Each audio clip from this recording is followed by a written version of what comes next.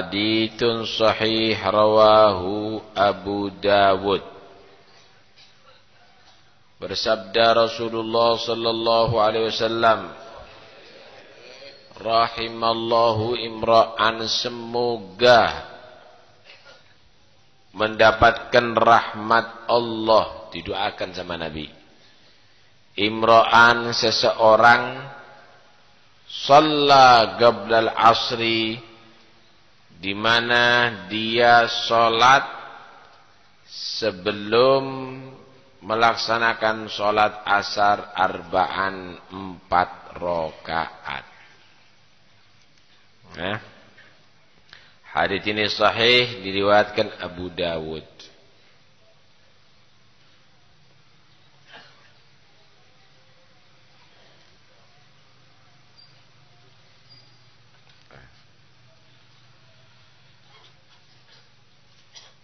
Hadits ini sahih, diriwayatkan oleh Abu Dawud. Ada beberapa salat yang disebut salat rawatib, qobliyah atau ba'diyah. Salat qobliyah itu adalah salat yang disunahkan dilakukan sebelum melaksanakan salat 5 waktu yang wajib. Ba'diyah yaitu setelahnya. Tetapi kalau seandainya setelah masuk waktu kemudian keburu dia sholat duluan, qobliyah juga boleh dilaksanakan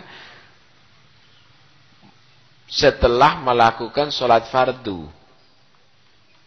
Karena selesai atau habisnya waktu qobliyah itu dengan habisnya waktu sholat fardu.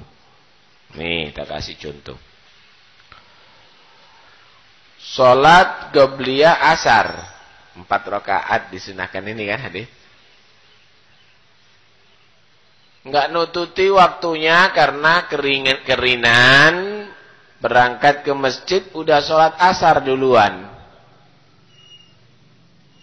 Setelah sholat asar gimana? Enggak apa-apa, sholat qobliyah asar enggak apa-apa, boleh.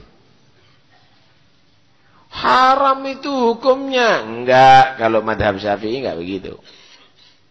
Kenapa? Sholat qobliyah itu dilakukan setelah masuknya waktu. Kalau qobliyatul asar ya setelah masuknya waktu asar. Kalau qobliyatul duhur ya setelah masuknya waktu duhur. Sampai kapan? Sampai keluarnya waktu. Lah kalau sudah maghrib gak ada qobliyatul asar. Paham nih ya? Nah, cuma sepatutnya jangan, kalau bisa jangan dilakukan setelah melakukan fardu. Sebelumnya melakukan fardu, karena namanya qobliyah kan. Tapi kalau sholat ba'diyah nggak bisa dilakukan kecuali setelah melakukan fardu. Ba'diyah duhur dilakukan sebelum sholat duhur. Nggak bisa, bukan ba'da itu namanya. Ba'diyah. Paham nih ya? Sampai kapan? Juga sampai keluarnya waktu sholat wajib atau fardhu. Di situ ada banyak riwayat-riwayat tentang keutamaan sholat qobliyah atau ba'diyah ini. Di antaranya sebelum asar. Sebelum melaksanakan sholat asar. Didoakan sama Nabi orang yang istiqomah sholat 4 rakaat sebelum sholat asar. Sholat sunnah. Maka semoga mendapatkan rahmat Allah. Rahmat Allah ini yang menjadi sebab saudara orang selamat dari neraka, yang menjadi sebab orang itu masuk ke dalam surga, yang menjadi sebab orang itu diampuni dosanya, yang menjadi sebab orang itu mati husnul khatimah, yang menjadi sebab orang itu sehat walafiat, yang menjadi sebab orang itu bahagia dunia akhirat. Alhasil semuanya karena sebab rahmat. Lah, ini didoakan khusus sama Nabi. Yang istiqomah sebelum sholat asar, sholat 4 rakaat, didoakan semoga menjadi orang yang dirahmati Allah. Kira-kira kalau yang doakan Nabi, dungane mustajab apa enggak? Ya mustajab, cuma sing didongakno kadang-kadang ndak ngrungokno. Ndak nurut. Sampai ini didoakan ayo. Yang sholat asar, sebelum sholat asar, sholat gabliyah, sholat sunnah asar 4 rakaat. Tak dongakno. Saya doakan semoga kamu dapat rahmat. Enggak mau. Nggak mau. Padahal kalau dia lakukan insya Allah senang dunia akhirat, bahagia dunia akhirat. Wirite ndak dawa-dawa 4 rakaat kok. Apa yang dibaca? Sakarepe sebetulnya. Baca apa aja juga boleh. Ndak baca apa-apa Fatihah tok juga juga boleh, ndak ada masalah. Cuma ada amalan Al-Habib Abdullah bin Alwi Al-Haddad. Al-Habib Abdullah bin Alwi Al-Haddad itu kalau sholat sunnah asar, rakaat pertama setelah Fatihah, catatan iling-ilingen. Cik ini sudah amal no ya. Baca idza zulzilatil ardu zilzalaha. Paham ya? Kemudian rakaat kedua setelah Fatihah baca surat wal adiyati dhabha. Salam. Salat yang berikutnya setelah Fatihah baca Al-Qari'ah. Kemudian yang terakhir setelah Fatihah baca Alhaakumut Takatsur. Maka nolek pengajian ojo bondo kuping tok. Bondo nggawa pulpen sama kertas. Jadi kalau ada faedah-faedah itu bisa dicatat, bisa dilakoni. Ini yang dilakukan oleh salafus saleh. Tapi enggak harus. Lah kalau saya enggak hafal, maca qul huwallahu ahad. Oh ya ayyuhal kafirun qul huwallahu ahad. Enggak apa-apa. Lah. Kan ada 4 rakaat, ada 2 salam kan? 2 rakaat pertama salam. Sebelum melaksanakan 2 rakaat kedua baca doa assalamu alaina wa ala malaikatil muqarrabin.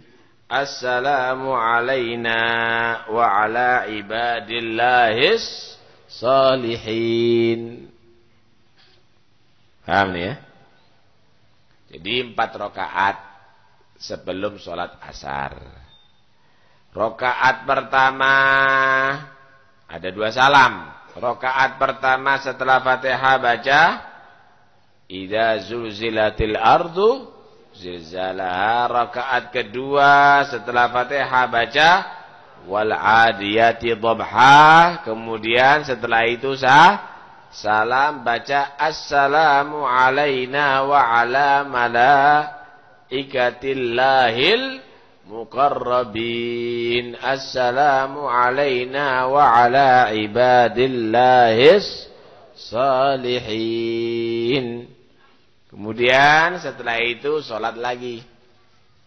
Yang kedua setelah Fatihah, sholat setelah Fatihah di rakaat pertama baca apa?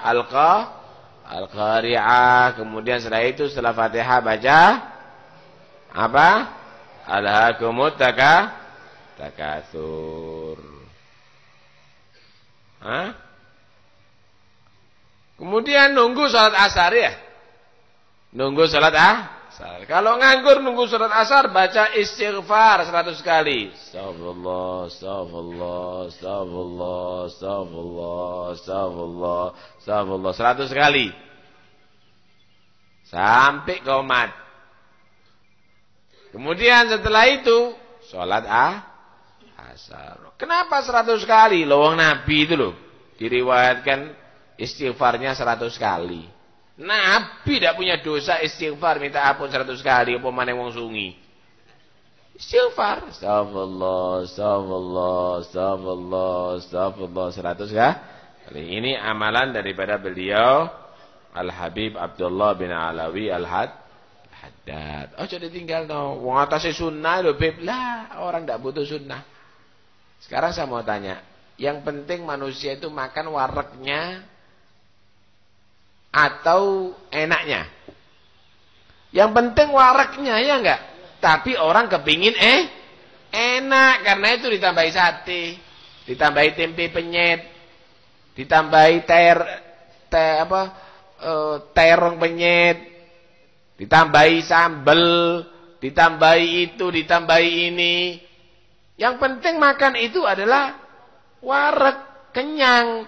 Tapi kalau nikmat dan kenyang tentunya sempurna. Sholat itu yang wajib itu yang harus dilakukan. Cuma lah kan ada lauk pauknya. Kasih ono gobliyah sama bakdia. Kasih ono dikir-dikir, ditambahi dikir-dikir, ditambahi dengan doa-doa. Itu tidak wajib. Tapi enak jadinya. Waduh, komplit namanya. Sholatnya komplit. Kenapa? Sunnah-sunnahnya juga dilakukan. Qobliyah, ba'diyah dilakukan. Nih, tak kasih gambaran lain. Kenapa ada qobliyah? Sholat itu kok kenapa ada qobliyah? Orang itu, Pak, kalau bertanding itu ada latihan dulu, ekstra. Pemanasan. Sebelum renang, pemanasan dulu, ya enggak? Sebelum sepak bola, pemanasan dulu. Sebelum tinju, sampai lihat itu, tinju di ring itu. Kayak teman-teman, tapi tidak ada musuh nih. Itu namanya pemanasan. Sebelum sholat fardu, pemanasan dulu. Sholat qobliyah. Apa tujuannya pemanasan? Untuk supaya lebih siap. Jangan pas teng, kaget. Paham nah ini? Sama dengan orang sebelum lari, lomba lari, mencolot-mencolot dulu. Baru setelah itu kasih 1, 2, 3, dor. Wah, wabah. Tapi kalau tangi turu, dor. Soro. Deladap. Ketika lupa langsung sholat fardu, tidak apa-apa. Tapi deladap nanti nggak bisa khusyuk nantinya. Dikasih pemanasan. Ada sholat qobliyah. Sehingga masuk sholat fardu betul-betul sudah siap khusyuknya, siap tadabburnya, siap ikhlasnya, siap hatinya, siap dohirnya, siap semuanya. Terus kenapa ada ba'diyah? Ada ba'diyah zuhur, ada ba'diyah maghrib, ada ba'diyah asar. Ya, ada ba'diyah isya. Kenapa kok ada sholat ba'diyah? Ba'diyah enggak semuanya ada ba'diyah. Subuh enggak ada ba'diyah. Ya, asar enggak ada ba'diyah. Kenapa kok ada ba'diyah? Begini. Sholat itu dituntut sempurna. Sholat itu dituntut sempurna. Tapi si orang bolong-bolongi masih ada lobang-lobangnya. Untuk menempel lobang-lobangnya sholat bukan semen, bukan lem. Untuk nempel-nempel lobangnya sholat juga Sholat ba'diyah untuk menutupi kekurangan sholat fardunya. Sholat qobliyah adalah pemanasan untuk supaya sempurna sholat fardunya, ditambahi sholat ba'diyah adalah untuk nembel kekurangan sholat fardunya. Karena itu kalau ada orang istiqamah sholat qobliyah, kemudian sholat fardu, sholat ba'diyah, insyaallah sholatnya sempurna. Lakoni sampean. Kalau sampean ba'diyahnya makan sama qobliyahnya makan ada. Sebelum makan ono qobliyah, jajan luru. Kemudian makan yang fardu, makan nasinya, makan. Setelah makan, rokok ba'diyahnya. Kata dia, gak sempurna le gak ngini. Apa mana ngambil kopi? Sama kopi jahe. Lah, kalau sampean bisa menertibkan badokan untuk makanan, kenapa sampean tidak menertibkan sholat? Padahal sholat itu adalah yang paling penting ibadah dalam Islam. Apa tidak tertib? Kok gak ono ba'diyah ambek qobliyah? Karena itu jangan ditinggalkan walaupun itu sunnah. Kata Nabi, rahimallahu imra'an, semoga dapat rahmat orang yang sholat arba'an qoblal asri, sholat 4 rakaat sebelum melakukan sholat asar. Paham nih ya? Setelah sholat dikira. Setelah sholat zikir. Jangan setelah sholat mencetat. Kayak nak pire. Assalamualaikum warahmatullahi wabarakatuh. Loh. Setelah sholat tadi itu nikmati. Ada bacaan-bacaan yang diatur sama Nabi SAW. Kamu setelah makan langsung kerja dah. Mari makan langsung kerja. Si leha-leha dulu menikmati makannya tadi itu. Kelekeen. Ngombe kopi. Ayo kerja. Sik kayak mangan kok. Ya, di ngombe kopi dulu. Itu cerita itu dan ini baru. Setelah sholat juga begitu. Jangan langsung mencetat. Assalamualaikum warahmatullahi wabarakatuh. But. Lah, Anda tidak menikmati sholat. Nikmati.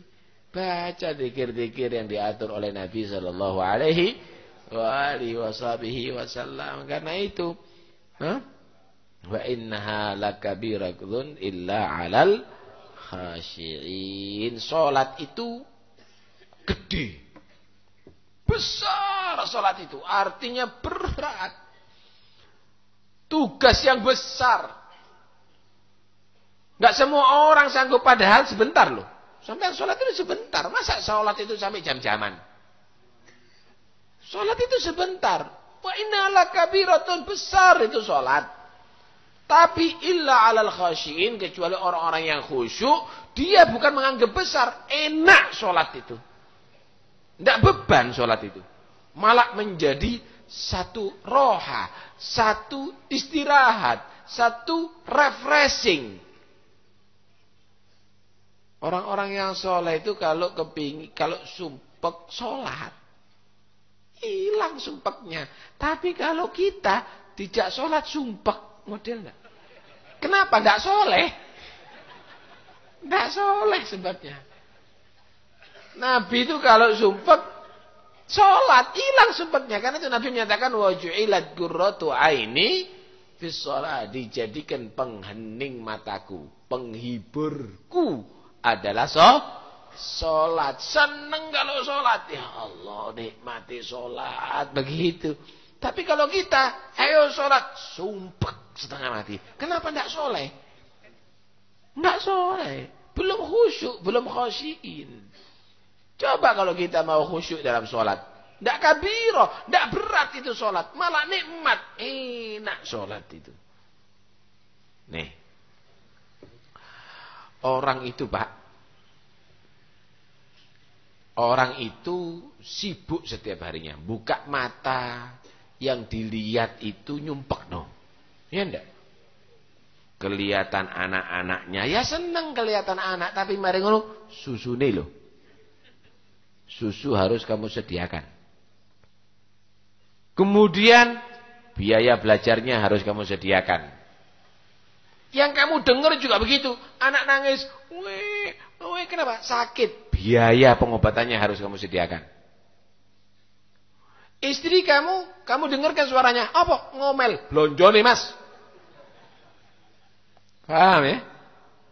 Akhirnya kamu keluar rumah dengan tenaga, dengan pikiran untuk cari belanja.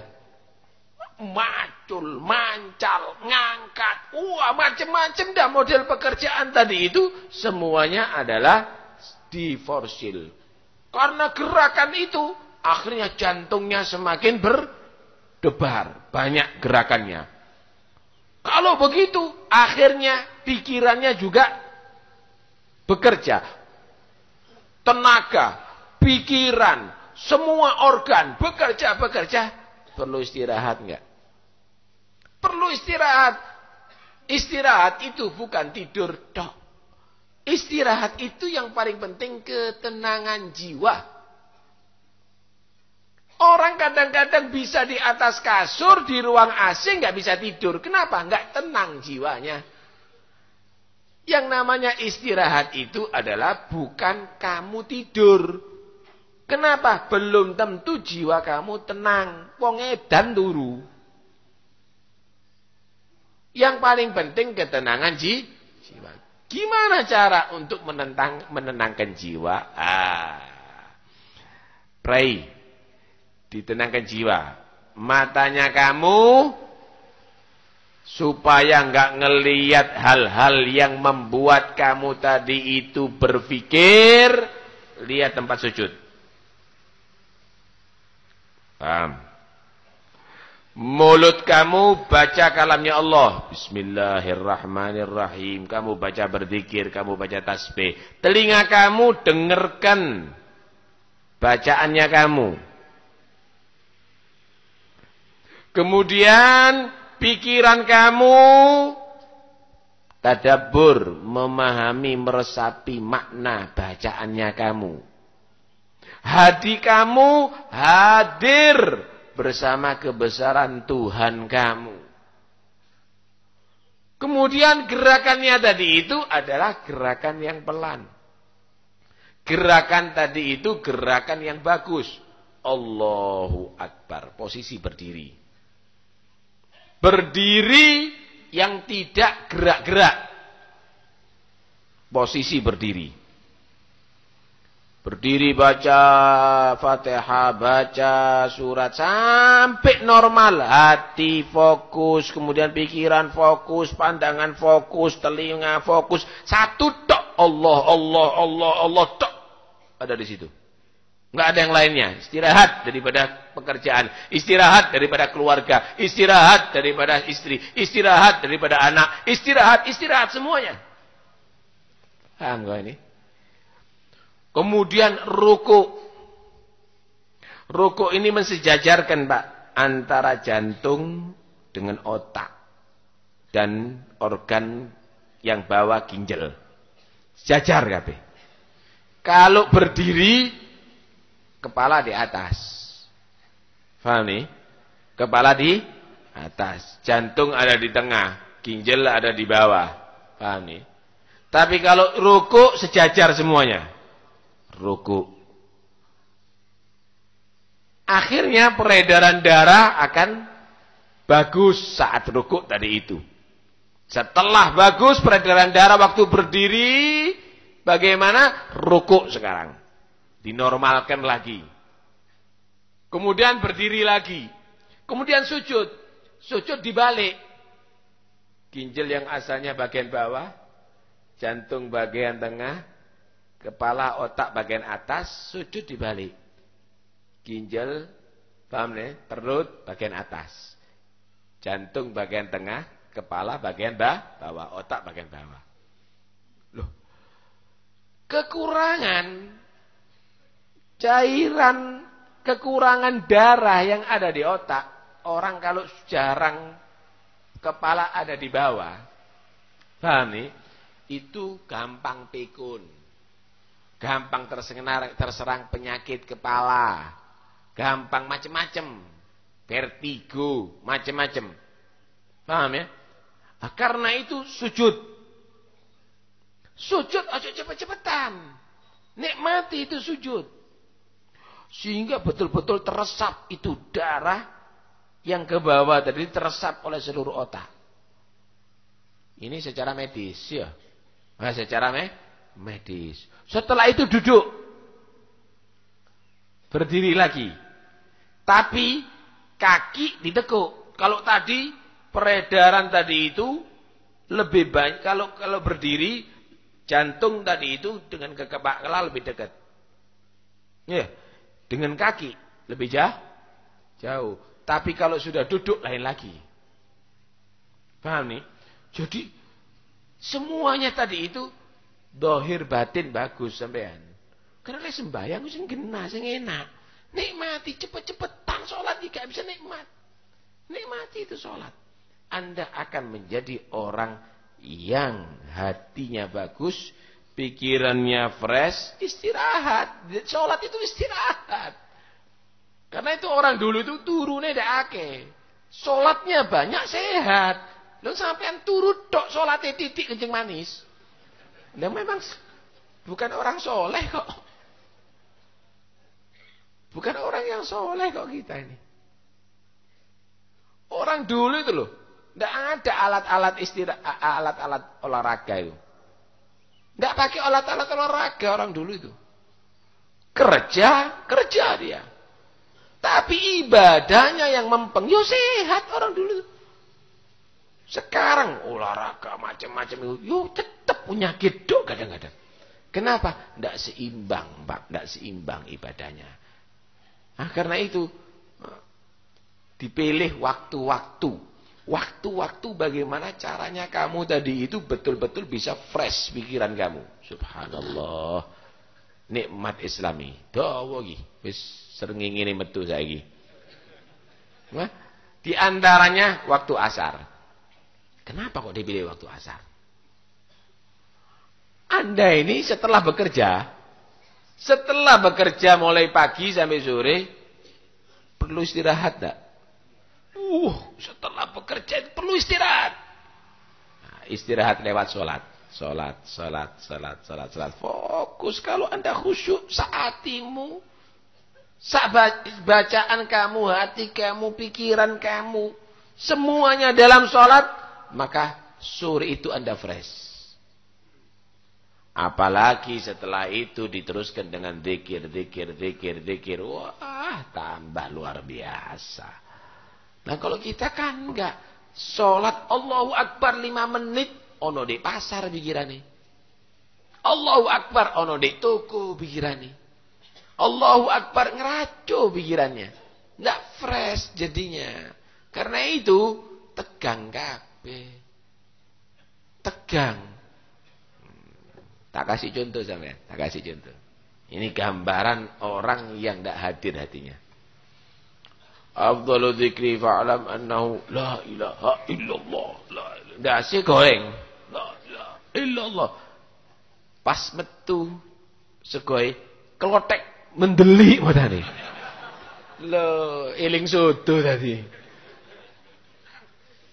Ini enggak hadir hatinya. Ya alhamdulillah masih zikir mulutnya. Masih zikir mulutnya, tapi enggak hadir hatinya, enggak hadir. Kalah sama orang yang main catur. Kalah sama orang yang main sekak. Kalah dengan orang yang main kartu. Sampeyan lihat orang yang main kartu. Jepitan, tahu jepitan enggak?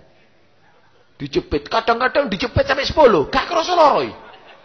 Masih terus main. Lho kok iso? Main kartu khusyuk lek sembayang coba jepitan.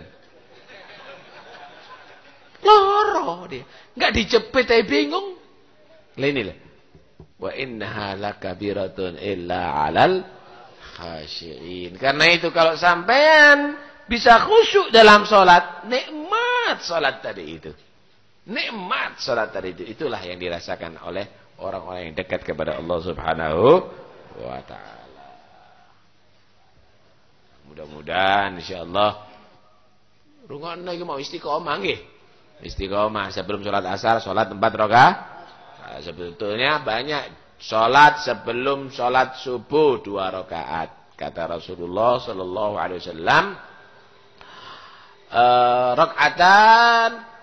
rakaatal fajri khairum minad dunya wa ma fiha. 2 rakaat sebelum melaksanakan salat subuh itu, Pak, lebih baik daripada bersedekah dunia seisinya. Kemudian ada juga salat qobliyah. Karena dianjurkan salat qobliyah itu luar biasa, malah kalau ada bacaan Yasin. Ya, amannya Haddad itu baca Yasin, salat qobliyah zuhur 4 rakaat, Yasin itu ada 5 makro. Dibaca misalnya rakaat pertama 2 makro, setelah itu baca ayat kursi. Nah, setiap itu selesai 4 rakaat Yasin. Kemudian kenapa dimanfaatkan? Karena saat itu pintu langit kata Rasulullah dibuka, doanya mustajab. Salat zuhur kemudian sempurnakan salat tadi. Ya. Sebelum asar salat qobliyatul sunatul asar 4 rakaat. Setelah maghrib salat ba'diyatul maghrib. Ada kaifiyahnya diatur juga sama salaf. Lah terus gimana qobliyah? Qobliyah juga ada. Qobliyah juga ada. Nah, tapi biasanya di masjid sini langsung karena ngambil gol jadid Imam Syafi'i. Waktunya maghrib itu adalah singkat. Enggak apa-apa, qobliyahnya dilaksanakan setelah sholat maghrib. Setelah sholat ba'diyatul maghrib, sholat qobliyatul maghrib. Malah di sebagian salaf mengamalkan setelah Fatihah baca surat Sajdah. Yang pertama, yang kedua setelah Fatihah baca surat bukan. Setelah itu melaksanakan sholat awabin. Sholat awabin. Sholat awabin.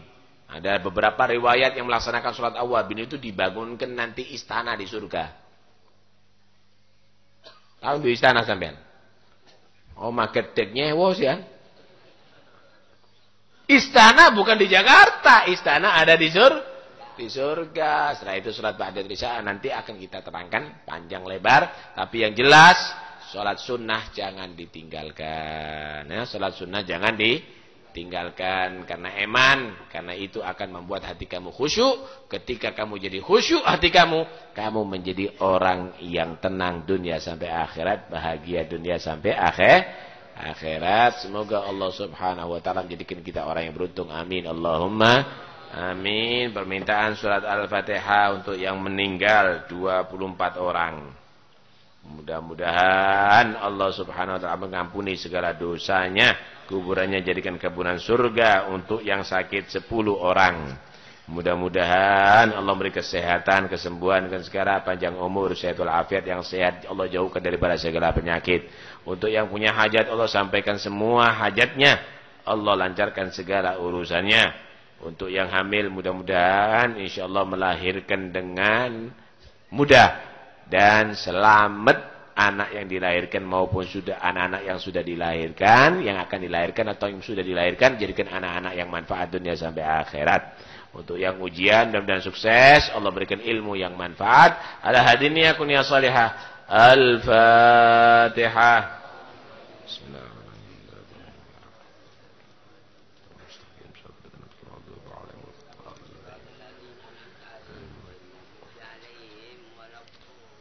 La ilaha illallah al-mawjud fi kulli zaman.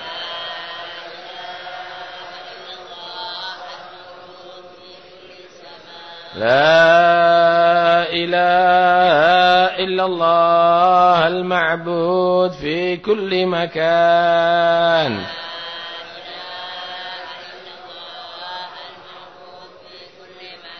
لا إله إلا الله المذكور بكل لسان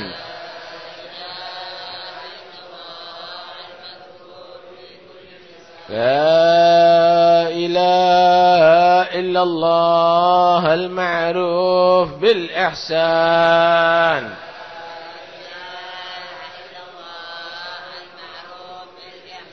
لا إله إلا الله كل يوم هو في شان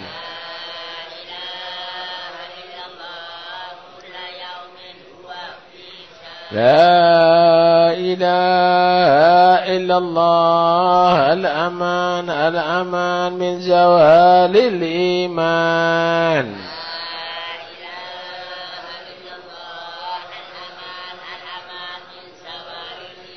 ومن فتنة الشيطان يا قديم الإحسان كم لك علينا من إحسان إحسانك القديم يا حنان يا منان يا رحيم يا رحمن يا غفور يا غفار اغفر لنا وارحمنا وأنت خير الراحمين وصلى الله على سيدنا محمد وآله وصحبه وسلم الحمد لله رب العالمين.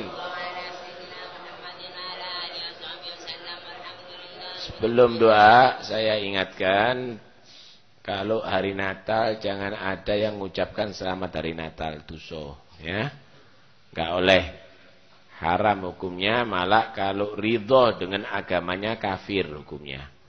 Karena itu nggak usah ikut-ikutan. Oh itu bagaimana kiai itu kiai ini? Sampai dari Kiai Hamid, Kiai Khalil Sidogiri, Kiai Khalil Bangkalan nggak tahu mengucapkan selamat Natal. Kiai sing model-model ngono nggak usah diikuti. Ya, bagaimana Habib itu? Sampai punya Habib Bakar Gresik, Habibullah Haddad nggak tahu mengucapkan selamat Natal. Syekh Abdul Qadir Jilani enggak pernah mengucapkan selamat Natal. Enggak usah ikut model-model begitu. Paham ya? Jadi enggak usah mengucapkan selamat Natal. Setiap ucapan sampeyan itu ditulis raqib atid dan harus dipertanggungjawabkan di hadapan Allah. Wis, enggak usah. Paham ya? Sing Kristen mlebu gereja kon. Ya. Kita enggak mengucapkan selamat Natal. Kita menghargai dia sebagai manusia yang hidup di antara kita, kita enggak perlu ganggu, tapi kita jangan mengorbankan keimanan kita karena harus mengucapkan selamat Natal. Hati-hati, jangan terpengaruh dengan yang baru-baru sing model-model sing bertentangan dengan salafus saleh. Allahumma hdina fi man hadait, wa afina fi man afait, wa tawallana fi man tawallait, wa barik lana fi ma atait. وقنا شر ما قضيت فإنك تقضي ويقضى عليك فإنه لا يذل ولا يعز عليك تبارك ربنا ولك الحمد على ما قضيت نستغفرك ونتوب إليك وصلى الله على سيدنا محمد وآله وصحبه وسلم الحمد لله رب العالمين.